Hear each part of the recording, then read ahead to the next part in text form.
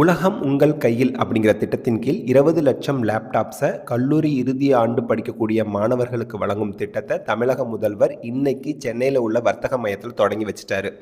வர பிப்ரவரி 2026க்குள்ள 10 லட்சம் மாணவர்களுக்கு இந்த லேப்டாப் வழங்கப்பட்டுவிடும் அப்படின்னு சொல்லியிருக்காங்க.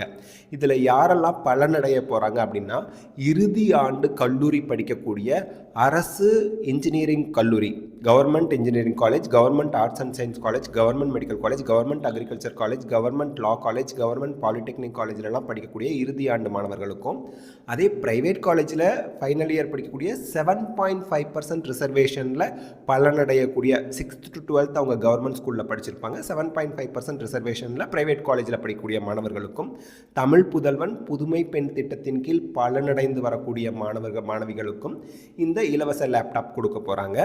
டெல், ஏசர், ஹெச்பி இந்த 3 கம்பெனியை சேர்ந்த லேப்டாப் தான் கொடுக்க போகிறாங்க. இன்டெல் i3 ப்ராசஸர் இருக்கலாம், அல்லது AMD Ryzen 3 ப்ராசஸர் இருக்கலாம். 8 GB ரேம், அப்புறம் 256 GB SSD மெமரி இருக்கக்கூடிய ஸ்பெசிஃபிகேஷனோட அந்த லேப்டாப் கொடுக்குறாங்க. விண்டோஸ் 11 ஹோம் அந்த ஆப்ரேட்டிங் சிஸ்டம் அது இருக்குமா, அதே போல் பர்ப்ளெக்சிட்டி அப்படிங்கிற AI 6 monthsக்கு ஃப்ரீயாக இருக்க மாதிரி அவங்க வச்சு கொடுக்க போகிறாங்க. வர பிப்ரவரி 2026க்குள்ள 10 லட்சம் லேப்டாப் 10 லட்சம் மாணவர்களுக்கு வழங்கப்பட்டு விடும்.